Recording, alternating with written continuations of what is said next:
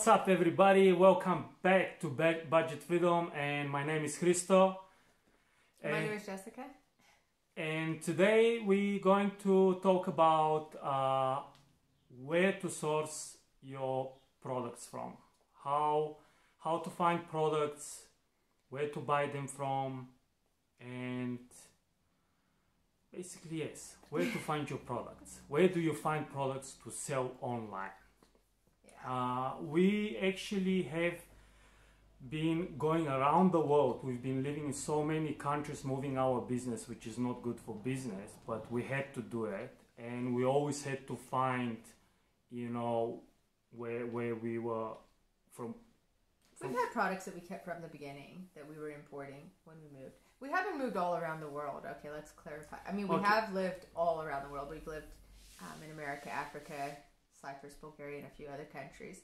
But as far as the business goes, we've only had it in either Cyprus or Bulgaria. Okay, yes, it's either Cyprus or Bulgaria. But I'm saying we did move it and we went Cyprus, Bulgaria, Cyprus, yeah, but when Bulgaria, we went to Cyprus, it's obviously very close to Bulgaria, and we imported most of our stuff. We kept our core products, but then when we were adding new products, that we were having a hard time finding in Cyprus. So when we were there, we started trying out buying from China. Yes, the first time, yes, we did. Not the first time, yes, when we were in Cyprus. We were trying to get... Well, we were adding new lines as well, and we were trying to source, and I never liked the idea. Yes. I think personally, my opinion, I didn't like sourcing from China because the quality wasn't what I thought it was. What they were giving me, it was never, they would say 100% cotton, but the cotton that they gave me wasn't the cotton that I was getting in Europe. Yeah. The leather that they sent me wasn't the leather that I was getting in Europe. In Europe, I was getting, and I'm not bad mouthing China or anything like that. I'm just saying I really got so much better quality in Europe than China. Yeah. And that's what our business is all about, quality. When you add it up, and there's been a lot of studies about this. There was even a CNN documentary about it a few months ago.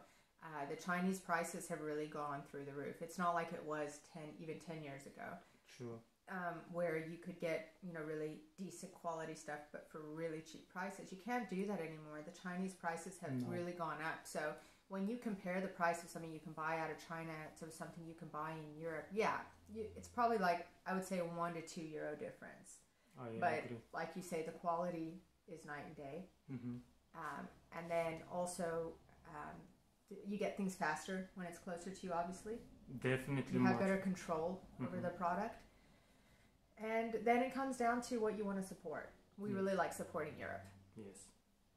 So I think it comes down to that as well. But also, if you think about it, the hassle, like here in Bulgaria, we have import tax. You have to go through the process. So it takes so much longer. And from the beginning, we had to fill up all these papers. We didn't know what was going on. So it was really difficult to get them in, from the beginning. Yeah. So. Oh, it wasn't difficult. It was just time consuming. Time consuming, yes, with the paper and all that. Yeah, and for that, especially for people that are just starting out in the business, you obviously don't have a lot of money to invest in stock. So you're not able to buy 200 to 300 of an item initially. Right. You're probably going to be buying 25 to 50, if we're completely honest. Yes. Especially on something new that you've never tried before. Mm-hmm. You're not going to want to lay out so much money. And the thing with that is then once it starts to sell, you need a quick turnaround to replenish your stock. And then when you're waiting a month, to 6 weeks for stock to come in, your listing dies. And it's not that it's not impossible. It can be done. We've done it, but yeah, it's more stressful. It's more stressful overall. I think the best way to source products is from your country. Find something, or a close country. Or close country, yes. Something like we source our bags from Italy. And yes, it's awesome. Our bags are from Italy. Mm-hmm. Most of our stuff is from Bulgaria because we manufacture. We do. I mean, yes, the guys that do manufacture our products for us, our lines. Mm-hmm. So I would say yes, close around you or in your country. Don't look for sourcing from third world or not third world country. It's not got to do with that. I'm saying far away countries. far away is where Look, you have to import. You do have the other scenarios. I mean, like people in America, things are a lot more expensive there, but it's kind of the same situation as in Europe. Things are more expensive for us here, but it all comes down to what do you want to accomplish with your business. If you want to sell something for the cheapest price possible, buy the cheapest thing possible, get it in a stock of 1,000, and just turn it around, and not build, a brand based on quality, China is great. Yes. Although Vietnam is coming up, Singapore is coming up, India is obviously coming up, a lot of other countries are coming up to source from. I don't like sourcing from countries where it's hard to communicate. I don't like sourcing from countries where there's not a clear standard. The standard in India is different from the standard in Europe. Mm-hmm. The standard in Vietnam is different from the standard in America. Right. And that's what I have a problem with as well. I've spoken to a lot of people, and I know a lot of people that it's sourcing products from those countries, and they have to actually fly there and spend 2 weeks there, meet with the manufacturers. And even after they do that, when they get their orders in, there are still things that go wrong. Like this one guy, he was telling us how he ordered these custom design jackets that he made, and he went to the manufacturer 2 weeks there, did a sample, everything, and then when his stock of 10,000 came in, there were these red threads through the jacket on a solid black jacket. Oh, man. And he had to sit by hand and pull them out. And then there were some that he just couldn't get it out of. There was like over 150 he had to throw away. And at a cost of like $30-$40 a pop, that adds up. It wasn't worth sending it back, but he had to write it off, and he was out of stock. So those are the issues that you face when you source from far away. Well, don't you remember the hats we got, and they smelled like hell? We had to actually, I don't know, we got 100 hats or 200, I can't remember. It was 200 hats, and cotton hats. Like they were supposed to be like cotton. mold. No. Mold. Oh, no, I was talking about the chemical ones. Oh, I'm talking about the mold ones. So we got few times from China, really, and we actually, when we start sourcing from China, we learn that we have to communicate to them, telling them, listen, if we get anything that smells or anything that it's not the way it is, we're going to return. Yeah. Especially with the smell. We had a big problem with the smell. It is, with the chemicals there. I mean, those one hats, they smelled so bad. I got a headache after about 10 minutes of opening the box. That's how bad. And I said to my husband, how can I sell this to someone to put on their head? Yes. They're going to, no, it's serious. I mean, people could... I don't think die, but could probably get very sick with that kind of chemical soaking into their head. Mm-hmm. Especially in the sun, it heats it up. And, that's the thing. We're very conscious about our brand. We're very conscious about the products that we sell. And we stand by what our brand is. And our brand is high quality products we would use, products that are healthy for you. So I would never sell something like that. And... I agree. But let's get back onto... Oh, do you want to say Yes, I would like to say, I have, like, if you're getting maybe in making, like, aprons or shirts or something like that, the easiest way is you don't even need to find a manufacturer. You can find, what you call it, a seamstress? A seamstress, A seamstress. Like we did. We found a local seamstress, and she was doing, we were doing nursing covers, and... well, I actually designed them and sewed them myself. She was doing them, yes. Yeah. But afterwards, when it grew, then we found, because the manufacturing aprons, they said, well, we have to produce 1,000. So we didn't have the money for that. So we found a seamstress, yeah. Seamstress, sorry guys. 200 at a time, yeah. And she was doing few hundred, and it came out cheap for us. It was good for her as well. And that's how you can find someone locally. If you're something into that. So that's what I wanted to say. Yeah.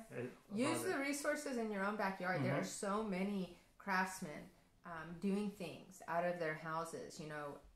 The list is so long. I look at Etsy, guys. The amount of people that are doing stuff by hand. There are a lot of small shops. And the thing is, with a mom and pop shop, with a small company, somebody that, is 2 or 3 people doing it out of the backyard, they're going to put so much love and care into the product. And obviously it's going to cost more than from China. But what are you really building there?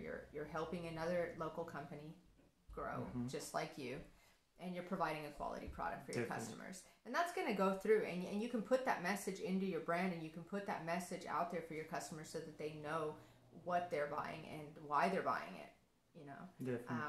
And just a few things I would want to say on sourcing. Yeah, don't ever write off your town or your state or country, you know, that there aren't products.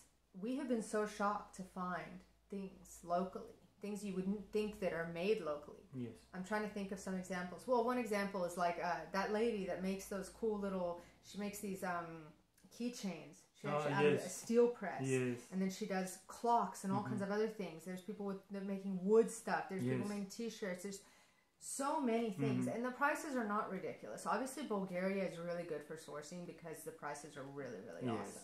So if you guys are in Europe or even America, source from Bulgaria, guys. Yes. High quality, amazing prices. Yes. If you guys need help, leave us comments below and we'll be happy to help you guys out where we can. But I'm thinking like in America, you know, there are going to be a lot of people there. It's a huge country. There's so many resources there. You know, there's a lot of local businesses that you would be able to partner up with and either brand a product of theirs under your brand or, you know, have them just manufacture things for you.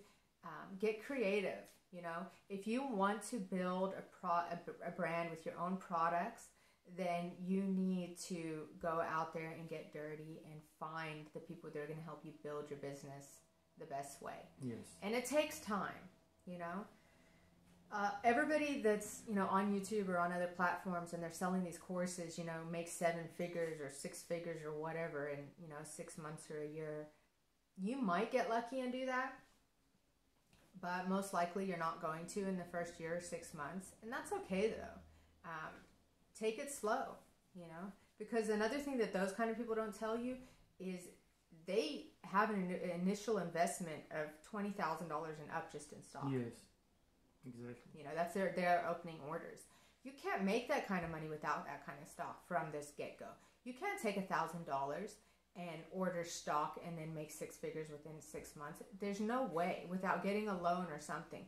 Because let me just break it down from you from a budgeting or cost point of view. If you get $1,000 of something, you sell it for $1 each. That's going to make you $1,000.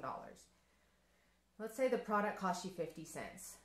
Okay, so to replace that product, it's 50 cents. Now you have 50 cents left over in profit. But if you want to double that product, you got to pay the whole 1,000 just to get 2,000 in stock. But then when you make that 2,000, you have to repeat the same process. So you're going to be without money for a really, really long time. I don't know if you can live with zero money. Maybe you can. But anybody that needs to take out money or pay any bills for the business, that's going to have to be found somewhere else if you do it that way. And to build on that system from 1,000 to 20,000, that's going to take you a really long time. So to jumpstart your business with FBA or something like that and be sending in a lot of product, you're going to need money from somewhere. A lot of cash, yes. Yeah. So back to sourcing. I mean, there are a lot of local distributors as well. Let's talk about like electronics. There's local or toys, Legos, Play-Doh. You know, any of these run-of-the-mill things. Which we're not into selling, guys. I don't sell other people's brands. I only sell my brand, and I source and manufacture all my own stuff. But if you wanted to do that, that's cool. But there are distributors all over the world. If you can buy it in your town, there's a distributor in that town. Exactly. So you just need to do the research, find the distributor, make a contract with them, buy it wholesale. You have the distribution papers so that you can prove to any platform that you are authorized to sell the products, and start selling like that. Yeah. You know, but you can get it in your own town. And I want to add up to, you know, getting it locally. Maybe you're thinking, well, China is so much cheaper and, you know, and all that. But I will tell you something, even though, like we mentioned from the beginning, it's not as cheap anymore. No. But even if you're paying $1, let's say more, or 50 cents, or $1, €1 more, it's worth it. Because think of it, of your time. Yeah. Of your also how fast you're gonna get your stock. Plus, you have direct contact with the distributor or the person that is, you know, selling you the stuff. So you know what is going on. So that all these facts. It's all of that, but then there's also this point too. Just keep in mind, guys, whatever you buy from China or you buy on a big website like Alibaba or whatever, how many hundreds of thousands of other people are buying the same product? That's also That's true. what's a real kicker to me as well. It's a race to the bottom. So you're negotiating today to buy this product for $4.50 or $1.50. Tomorrow somebody comes out, puts in a double order, they get the product for 75 cents. They go, they compete against you, they got it cheaper, so they're already kicking your butt on the price. Then you're stuck with all that stock you have to sell at a higher price. That's true. You can drop the price and lose money, but then he'll make more money, or she will. They'll buy more stock, and again, and it just basically becomes this competition to who can sell it the cheapest. And at the end of the day, how much money are you making? So that's the real kicker for me as well. I really like to find, and that's what we tell you guys, stuff. Find a niche. Find something that people want, but that there's not a whole lot of. There can be competition, but don't buy it from a site where you know 10,000 people could buy it on the same day. Buy it from some person locally where you know, all right, you know, some other people might be able to find this guy, but it's going to be a lot harder for them to find it. And then when people get to know your product and they really love it because it's great quality, you're going to know that those people aren't going to be able to find it anywhere else. They have to come to you and buy it, you know? And that's what I really love about sourcing locally as well. It gives you that niche, that's exclusivity that you don't get when you're buying from China, from manufacturers that are selling to millions of people around the world. And like I say, it's a race to the bottom. So those are our tips, guys. I think just have a thought, do a brainstorming session. First of all, decide, you know, what kind of products you'd want to sell. Then do some investigating in your local area and find either the distributors or the small companies that make it, or if it's handmade, find somebody locally that's willing to make you a few handmade items. Because obviously, running a business, you don't have time to sit and make everything by hand, you know? And even if you make something by hand, find someone to help you out to make it. There are a lot of people that are willing to do a few hours a week, make a little bit of extra cash, and help you make your product. So just get really creative and let us know your thoughts and comments. Please subscribe and like and hit the bell notification so you know when our videos come out. And we hope you enjoyed this video and got some value out of it. Thank you. Thank you so much, guys. Bye-bye. Ciao.